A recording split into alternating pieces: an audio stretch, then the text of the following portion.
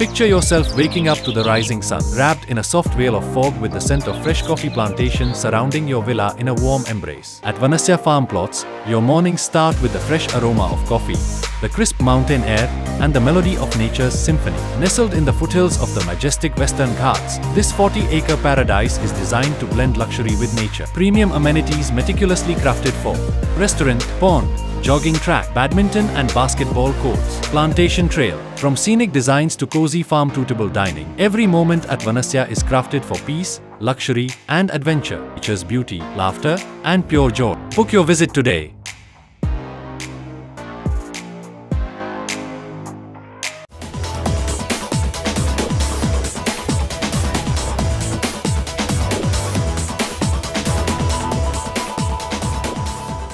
Hi friends, ಇದು mastmaga.comನ international bulletin ಸುತ್ತು ಜಗತ್ತು. ನಾನು ಅಮರ್ ಪ್ರಸಾದ್. ಆಪರೇಷನ್ ಸಿಂಧೂರ್ ನಂತರ ಭಾರತೀಯ ಪಡೆಗಳು ದೇಶದ ಒಳಗೆ ಕಾರ್ಯಾಚರಣೆಯನ್ನು ಶುರು ಮಾಡಿರೋದು ನಿಮಗೆ ಗೊತ್ತೇ ಇದೆ.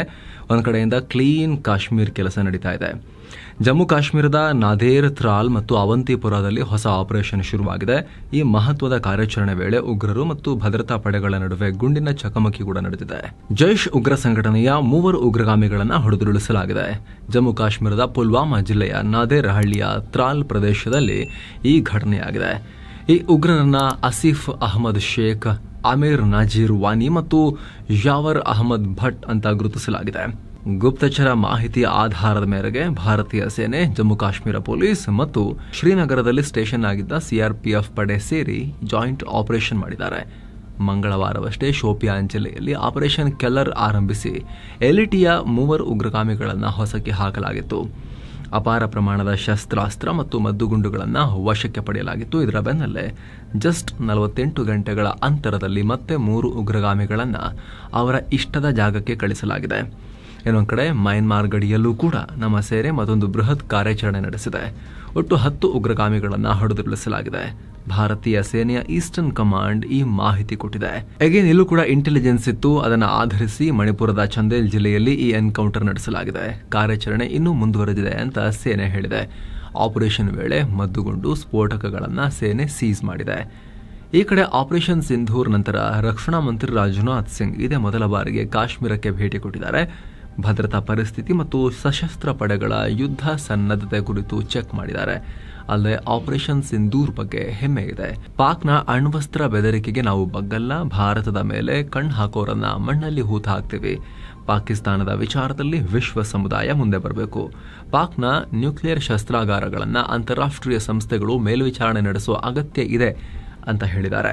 ಏನೋ ಭಾರತದಿಂದ ಏಟ್ ತಿಂದು ಮುದುರುಕೊಂಡು ಕೂತಿರೋ ಪಾಕಿಸ್ತಾನದೀಗ ಕಾಶ್ಮೀರ ಸಮಸ್ಯೆ ಬಗ್ಗೆ ಮಾತನಾಡಿದೆ. ಕಾಶ್ಮೀರ ಸಮಸ್ಯೆ, ಸಿಂಧೂ ನದಿ ನೀರಿನ ಹಂಚಿಕೆ ಸೇರಿದಂತೆ ಭಾರತ ಪಾಕ್ ನಡುವೆ ಇರೋ ಎಲ್ಲ ಸಮಸ್ಯೆಗಳನ್ನು ಮಾತುಕತೆ ನಡೆಸಿ ಬಗೆಹರಿಸಿಕೊಳ್ಳೋಣ ಬನ್ನಿ ಅಂತ ಪಾಕ್ ಪ್ರಧಾನಿ ಶಹಬಾಜ್ ಶರೀಫ್ ಹೇಳಿದ್ದಾರೆ. ಪಾಕಿಸ್ತಾನ ಸಿಯಾಲ್ಕೋಟ್ನ ಪಸ್ರೂರ್ನಲ್ಲಿರೋ ಸೇನಾ ನೆಲೆ, ಅಲ್ಲಿಗೂ ಹೊಡೆತ ಕೊಟ್ಟಿತ್ತಲ್ಲ ಭಾರತೀಯ ವಾಯುಪಡೆ. ಅಲ್ಲಿಗೆ ಭೇಟಿ ಕೊಟ್ಟ ಶಹಬಾಜ್ ಅಲ್ಲಿ ಸೈನಿಕರೊಂದಿಗೆ ಫೋಟೋ ಎಲ್ಲ ತೆಗೆಸ್ಕೊಂಡಿದ್ರು. ನಾವು ಮಾಡಿದ್ದನ್ನು ಅವ್ರು ಕಾಪಿ ಮಾಡೋದು, ನಾವು ಮಾಡಿದ್ದನ್ನು ಅವ್ರು ಕಾಪಿ ಮಾಡೋದು. ಪ್ರೆಸ್ ಮೀಟು ಕಾಪಿ ಮಾಡಿ ಆಯಿತು. ಅದಾದಮೇಲೆ ನಮ್ಮ PM ಆದಂಪುರ್ಗೆ ಹೋಗಿ ಅಲ್ಲಿ ಏನೂ ಆಗಿಲ್ಲ ಅನ್ನೋ ರೀತಿಯಲ್ಲಿ S-400 ಜೆಟ್ ಎಲ್ಲ ಇಟ್ಕೊಂಡು ಆ ಫೋಟೋಸ್ ಎಲ್ಲ ವೈರಲ್ ಆಗಿದ್ವಲ್ಲ, ಈಗ ಅದನ್ನೇ ಕಾಪಿ ಮಾಡೋಕ್ಕೆ ಹೋಗಿದ್ದಾರೆ ಶಹಬಾಜ್ ಶರೀಫ್. ಅದು ಕೂಡ ಜಾಗತಿಕ ಮಟ್ಟದಲ್ಲಿ ಟ್ರೋಲ್ ಆಗ್ತಾ ಇದೆ. ಯಾವ ಲೆವೆಲ್ಗೆ ಅಂದರೆ, ಮೋದಿ S-400 ನಿಲ್ಲಿಸ್ಕೊಂಡ್ರೆ ಶಹಬಾಜ್ ಶರೀಫ್ ಯಾವುದೋ ತೋಪ್ ನಿಲ್ಸ್ಕೊಂಡಿದ್ದಾರೆ, ಪಕ್ಕದಲ್ಲಿ ಪಿರಂಗಿ ನಿಲ್ಸ್ಕೊಂಡಿದ್ದಾರೆ ಅಂತ ಹೇಳಿ ಟ್ರೋಲ್ ಆಗ್ತಾ ಇದೆ. ಈ ವೇಳೆ ಮಾತನಾಡಿದ ಪಾಕ್ ಪ್ರಧಾನಿ ಭಾರತ ಮಾತುಕತೆಯ ಟೇಬಲ್ಗೆ ಬರಬೇಕು ಅಂತ ಹೇಳಿದ್ದಾರೆ. ಅಷ್ಟೇ ಅಲ್ಲ, ಭಾರತಕ್ಕೆ ಉಗ್ರಗಾಮಿಗಳಂತೆ ಧಮಕಿ ಕೂಡ ಹಾಕಿದ್ದಾರೆ. ಪಾಕಿಸ್ತಾನದ ವಾಯುಪಡೆ ಭಾರತದ ಅನೇಕ ರಫೇಲ್ ಜೆಟ್ಗಳನ್ನು ಹೊಡೆದು ಹಾಕಿದೆ. ಭಾರತದ 26 ಮಿಲಿಟರಿ ಟಾರ್ಗೆಟ್ ಮೇಲೆ ದಾಳಿ ಮಾಡಿಬಿಟ್ಟಿದ್ದೀವಿ. ನಾವು 1971ರ ಯುದ್ಧದ ಸೇಡನ್ನು ತೀರಿಸ್ಕೊಂಡಿದ್ದೀವಿ. ನಮ್ಮೇಲೆ ನೀವು ಪುನಃ ದಾಳಿ ಮಾಡಿದ್ರೆ ನೀವು ಎಲ್ಲವನ್ನ ಕಳ್ಕೋಬೇಕಾಗತ್ತೆ. ಸಿಂಧೂ ನದಿ ನೀರು ಬಹಳ ನಮಗೂ ಮುಖ್ಯ. ಅದನ್ನು ಬೇರೆ ಕಡೆಗೆ ಡೈವರ್ಟ್ ಮಾಡೋದು ಸಾಹಸ ಮಾಡಬೇಡಿ. ನೀವು ನಮ್ಮ ನೀಲಂ ಜೇಲಂ ವಾಟರ್ ಪ್ರಾಜೆಕ್ಟ್ ಮೇಲೆ ದಾಳಿ ಮಾಡಿದ್ರಿ, ಅದಕ್ಕೇನು ಕೂಡ ಆಗಿಲ್ಲ. ಏನಾದರೂ ದೊಡ್ಡ ಮಟ್ಟದಲ್ಲಿ ಡ್ಯಾಮೇಜ್ ಆಗಿದ್ದಿದ್ರೆ ನಾವು ಬಗ್ಲಿಹಾರಿ ಡ್ಯಾಮನ್ನೇ ಉಡಾಯಿಸ್ಬಿಡ್ತಾ ಇದ್ವಿ ಅಂತ ಫಿಲ್ಮಿಯಾಗಿ ಜೋಕರ್ ಸ್ಟೈಲ್ನಲ್ಲಿ ಹೇಳಿಕೆಯನ್ನು ಕೊಟ್ಟಿದ್ದಾರೆ. ಆದರೆ ಕಡೆಗೆ ಇಷ್ಟೆಲ್ಲ ಮಾತಾಡಿ ಆದಮೇಲೆ ಇದೆಲ್ಲ ಬೇಡ, ನಮ್ಮ ಉದ್ವಿಗ್ನತೆ ತಣ್ಣಗೆ ಮಾಡ್ಕೊಳ್ಳೋಣ, ಮಾತುಕತೆ ಮೂಲಕ ಮನಸ್ತಾಪ ಕಡಿಮೆ ಮಾಡೋಣ, ಒಟ್ಟಿ ಕೂತು ಮಾತಾಡೋಣ, ಕಾಶ್ಮೀರ ಮತ್ತು ಸಿಂಧೂ ನೀರಿನ ಹಂಚಿಕೆ ಎಲ್ಲದರ ಬಗ್ಗೆ ಚರ್ಚೆ ಮಾಡೋಣ ಅಂತ ಹೇಳಿದ್ದಾರೆ. ಸದ್ಯ ಭಾರತಕ್ಕೆ ಇದಕ್ಕೆ ಯಾವ ರೆಸ್ಪಾನ್ಸ್ ಕೂಡ ಕೊಟ್ಟಿಲ್ಲ.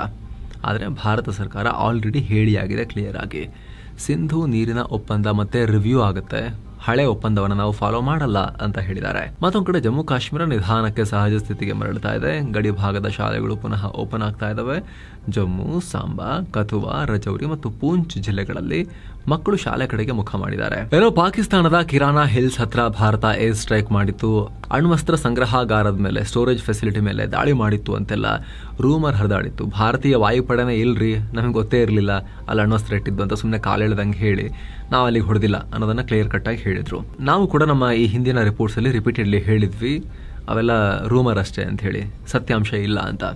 ಆದರೂ ಸೋಷಿಯಲ್ ಮೀಡಿಯಾ ಕೇಳಬೇಕಲ್ಲ, ಪುರ್ಸೋತೇ ಇಲ್ಲ. ಸೋಷಿಯಲ್ ಮೀಡಿಯಾದೆಲ್ಲ ಹಾಕು ಅಣ್ವಸ್ತ್ರ ಲೀಕ್ ಆಗ್ತಾ ಇದೆ, ಹಂಗಾಯ್ತು ಹಿಂಗಾಯ್ತು ಅಂತ.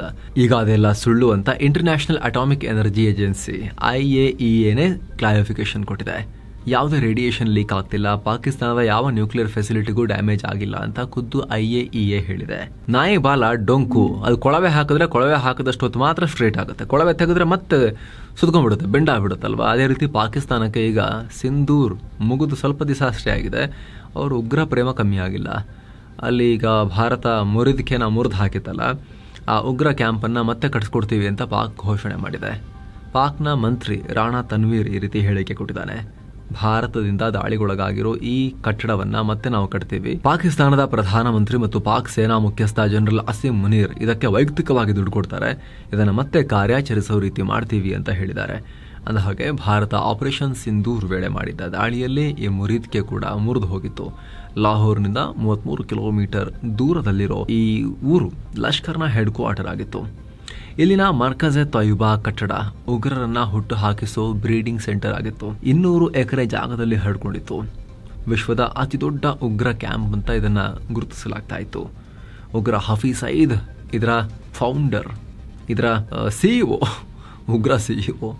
ಅದನ್ನ ಭಾರತ ಧ್ವಂಸ ಮಾಡಿದ ನಂತರ ಪಾಕ್ ಸೇನೆ ರಾಜಕಾರಣಿಗಳೆಲ್ಲ ಅಲ್ಲಿಗೆ ಭೇಟಿ ಕೊಟ್ಟಿದ್ರು. ಈಗ ಅಲ್ಲೇ ಮತ್ತೆ ಅದನ್ನು ಪುನರ್ ನಿರ್ಮಾಣ ಮಾಡ್ತೀವಿ ಅಂತ ಪಾಕ್ ಘೋಷಿಸಿದೆ. ಉತ್ತರ ಪ್ರದೇಶದಲ್ಲಿ ಬ್ರಹ್ಮೋಸ್ ಮಿಸೈಲ್ ಉತ್ಪಾದನಾ ಘಟಕ ಸ್ಥಾಪನೆಯಾಗ್ತಿರೋ ಹೊತ್ತಲ್ಲಿ ಪಾಕಿಸ್ತಾನ ಉಗ್ರ ಕ್ಯಾಂಪನ್ನು ಮತ್ತೆ ಕಟ್ತೀವಿ ಅಂತ ಘೋಷಣೆ ಮಾಡಿಕೊಂಡಿದ್ದಾರೆ. ಏನೋ ಭಾರತ ಪಾಕಿಸ್ತಾನ ಮಧ್ಯೆ ನಡೆದ ಸಂಘರ್ಷದ ಕುರಿತು ಇದೀಗ ಅಮೆರಿಕದ ಮಾಜಿ ಪೆಂಟಗನ್ ಅಧಿಕಾರಿ ಮೈಕೆಲ್ ರೂಬಿನ್ ಮಾತನಾಡಿದ್ದಾರೆ. ಭಾರತದ ದಾಳಿಗೆ ಹೀನಾಯ ಸೋಲು ಕಂಡಿರೋ ಪಾಕಿಸ್ತಾನದ ಸ್ಥಿತಿಯನ್ನು ಬಣ್ಣಿಸಿದ್ದಾರೆ.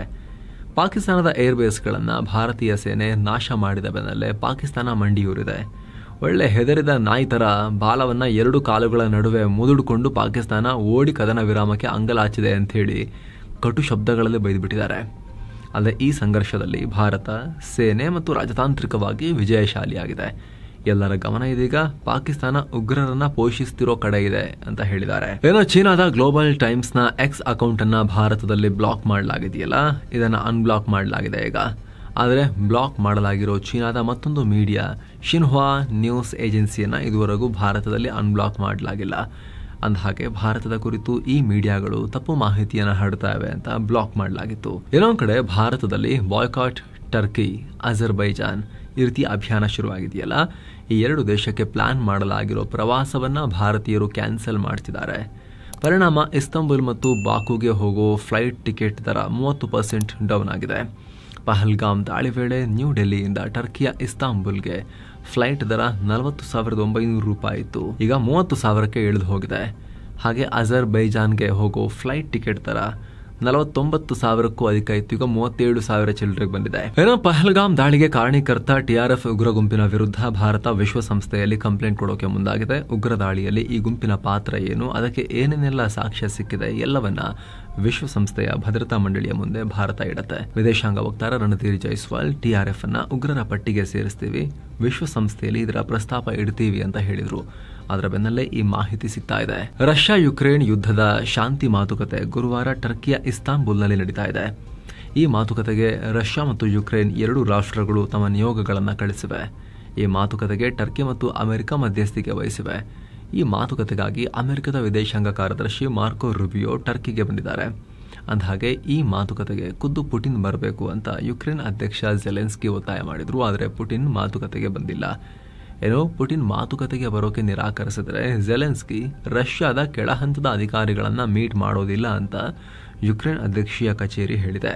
ಏನೋ ಇರಾನ್ ಜೊತೆಗಿನ ನ್ಯೂಕ್ಲಿಯರ್ ಮಾತುಕತೆಯಲ್ಲಿ ಮಧ್ಯಸ್ಥಿಕೆ ವಹಿಸಿ ಅಂತ ಅಮೆರಿಕ ಅಧ್ಯಕ್ಷ ಡೊನಾಲ್ಡ್ ಟ್ರಂಪ್ ಕತರ್ಗೆ ಒತ್ತಾಯ ಮಾಡಿದ್ದಾರೆ.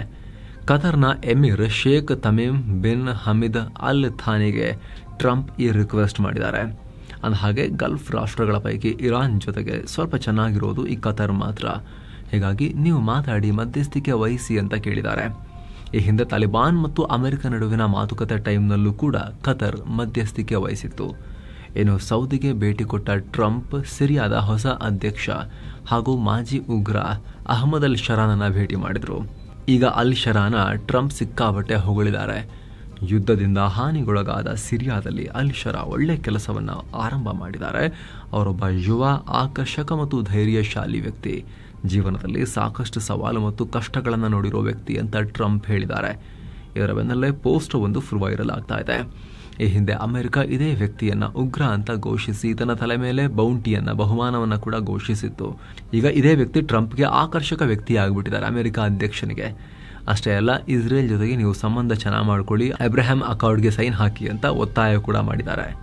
ಏನೋ ಟ್ರಂಪ್ ಭಾರತದ ಬಗ್ಗೆ ಕೂಡ ಮಾತನಾಡಿದ್ದಾರೆ. ಭಾರತದಲ್ಲಿ ಆಪಲ್ ಫ್ಯಾಕ್ಟರಿಗಳನ್ನು ನಿರ್ಮಾಣ ಮಾಡೋದು ನಮಗೆ ಇಷ್ಟ ಇಲ್ಲ ಅಂತ ನಾನು ಆಪಲ್ ಸಿಇಒ ಟಿಮ್ ಕುಕ್ಗೆ ಹೇಳಿದ್ದೆ. ಅಲ್ಲಿ ನಿರ್ಮಾಣ ಮಾಡ್ತಿರೋ ಐಟಮ್ ಕೇವಲ ಭಾರತದ ಮಾರ್ಕೆಟ್ಗೆ ಮಾತ್ರ ಸೀಮಿತ ಆಗಿರಬೇಕು. ಅದನ್ನು ಬೇರೆ ದೇಶಗಳಿಗೆ ಮಾರಾಟ ಮಾಡೋದೆಲ್ಲ ಆಗಬಾರ್ದು. ಭಾರತದವರಿಗೆ ಅವರನ್ನು ನೋಡ್ಕೊಳ್ಳೋದು, ಅವರು ಉದ್ಧಾರ ಮಾಡ್ಕೊಳ್ಳೋದು ಹೇಗೆ ಅಂತ ಅವ್ರಿಗೆ ಚೆನ್ನಾಗಿ ಗೊತ್ತಿದೆ. ನಾವು ಹೋಗಿ ಅವ್ರನ್ನ ಉದ್ಧಾರ ಮಾಡೋದು ಬೇಡ. ಈಗ ಆಲ್ರೆಡಿ ಅಮೆರಿಕ ಮೇಲಿನ ಎಲ್ಲ ಟ್ಯಾರಿಫನ್ನು ತೆಗಿತೀವಿ ಅಂತ ಭಾರತ ನಮಗೆ ಆಫರ್ ಕೂಡ ಇಟ್ಟಿದೆ. ಹೆಂಗೆ ಟ್ರೇಡ್ ವಾರಲ್ಲಿ ಗೆದ್ಬಿಟ್ಟೆ ಅನ್ನೋ ರೀತಿಯಲ್ಲಿ ಟ್ರಂಪ್ ಹೇಳಿದ್ದಾರೆ.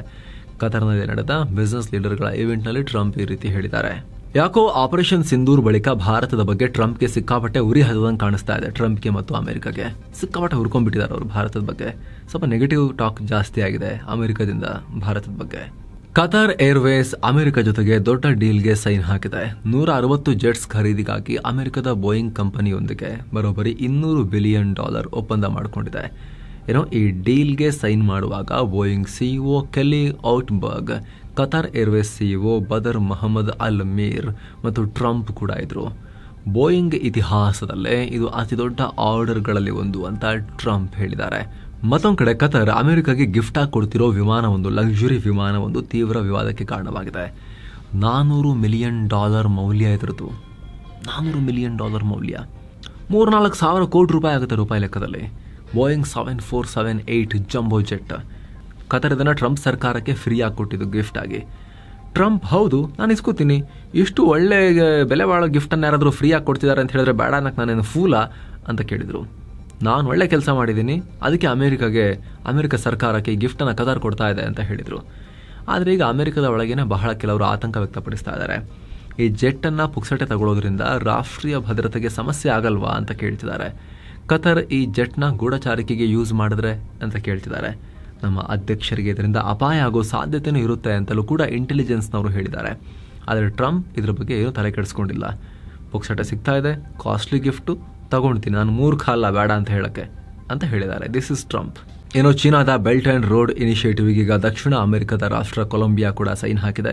ಈ ಒಪ್ಪಂದದ ಅಡಿಯಲ್ಲಿ ಕೊಲಂಬಿಯಾ ಅಭಿವೃದ್ಧಿಗೆ $9.2 ಬಿಲಿಯನ್ ಸಾಲ ಕೊಡೋದಾಗಿ ಚೀನಾ ಅಧ್ಯಕ್ಷ ಶಿ ಜಿನ್ಪಿಂಗ್ ಘೋಷಿಸಿದ್ದಾರೆ.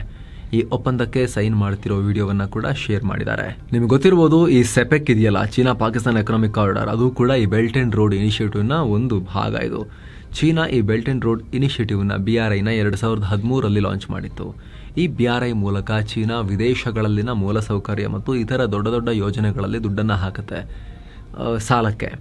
ಮುಖ್ಯವಾಗಿ ಇದನ್ನು ವಿದೇಶಗಳಲ್ಲಿ ತನ್ನ ಆರ್ಥಿಕ ಮತ್ತು ರಾಜಕೀಯ ಪ್ರಭಾವ ಬೀರೋಕೆ ಇದನ್ನು ಯೂಸ್ ಮಾಡಿಕೊಳ್ಳುತ್ತೆ. ಪ್ರಪಂಚದ 150 ರಾಷ್ಟ್ರಗಳು ಈ ಯೋಜನೆಗೆ ಸೈನ್ ಹಾಕಿವೆ.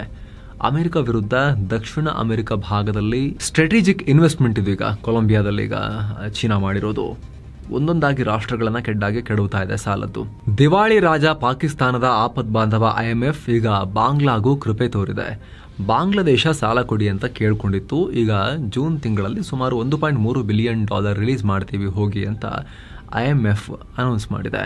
ಈ ಹಿಂದೆ ಬಾಂಗ್ಲಾಗೆ ಒಟ್ಟು $4.7 ಬಿಲಿಯನ್ ಲೋನ್ ಪ್ಯಾಕೇಜ್ ಕೊಡೋಕೆ IMF ಒಪ್ಪಿಗೆ ಕೊಟ್ಟಿತ್ತು. ಅದರ ಭಾಗವಾಗಿ ಈಗ ಆಲ್ರೆಡಿ 3 ಕಂತುಗಳಲ್ಲಿ $2.3 ಬಿಲಿಯನ್ ಹಣವನ್ನು ಕೊಟ್ಟಿದೆ. 4ನೇ ಕಂತನ್ನು ರಿಲೀಸ್ ಮಾಡ್ತೀವಿ ಅಂತ ಹೇಳಿದೆ. UK ಇಮಿಗ್ರೇಷನ್ ರೂಲ್ಸ್ನಲ್ಲಿ ಮೇಜರ್ ಬದಲಾವಣೆ ಮಾಡಿರುವುದಾಗಿ ಪ್ರಧಾನಿ ಕಿಯರ್ ಸ್ಟಾರ್ಮರ್ ಹೇಳಿದ್ದಾರೆ. UK ಪ್ರೈಮ್ ಮಿನಿಸ್ಟರ್ ಮುಖ್ಯವಾಗಿ ಸ್ಕಿಲ್ಡ್ ವರ್ಕರ್ ವೀಸಾದಲ್ಲಿ ಬದಲಾವಣೆ ಮಾಡಲಾಗಿದೆ. ಇನ್ನು ಮುಂದೆ ಡಿಗ್ರಿ ಲೆವೆಲ್ ಕ್ವಾಲಿಫಿಕೇಶನ್ ಹೊಂದಿರೋರಿಗೆ ಮಾತ್ರ ಸ್ಕಿಲ್ಡ್ ವರ್ಕರ್ ವೀಸಾ ಸಿಗುತ್ತೆ ಅಂತ ಹೇಳಿದ್ದಾರೆ. ಬ್ರಿಟನ್ನಲ್ಲಿ ಪರ್ಮನೆಂಟ್ ರೆಸಿಡೆನ್ಸಿ ಪಡೆಯೋಕೆ ಮೊದಲು 5 ವರ್ಷ ವಾಸ ಮಾಡಬೇಕಾಗಿತ್ತು. ಅದನ್ನೀಗ 10 ವರ್ಷಕ್ಕೆ ಏರಿಕೆ ಮಾಡಲಾಗಿದೆ.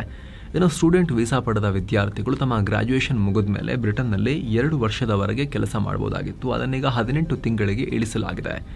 ಏನೋ ವಿದೇಶಿ ವಿದ್ಯಾರ್ಥಿಗಳ ಶುಲ್ಕದಿಂದ ವಿಶ್ವವಿದ್ಯಾಲಯಗಳು ಗಳಿಸುವ ಆದಾಯದ ಮೇಲೆ 6% ತೆರಿಗೆ ಹಾಕೋಕೆ ಸರ್ಕಾರ ಪ್ಲಾನ್ ಮಾಡ್ತಾ ಇದೆ. ಅಂದಹಾಗೆ UK 2024ರಲ್ಲಿ 81,463 ವರ್ಕ್ ವೀಸಾಗಳನ್ನು ಭಾರತೀಯರಿಗೆ ಕೊಟ್ಟಿತ್ತು. ಅಲ್ಲದೆ 2024ರಲ್ಲಿ ಭಾರತೀಯ ವಿದ್ಯಾರ್ಥಿಗಳಿಗೆ 92,355 ಸ್ಟೂಡೆಂಟ್ ವೀಸಾಗಳನ್ನು ಕೊಟ್ಟಿತ್ತು. ಸೊ ಫ್ರೆಂಡ್ಸ್, ಇದಾಗಿತ್ತು ಇವತ್ತಿನ ಜಗತ್ತಿನ ಸುತ್ತಾಟ. ಮತ್ತೆ ಭೇಟಿ ಆಗ್ತಿರೋಣ. ನಮಸ್ತೆ.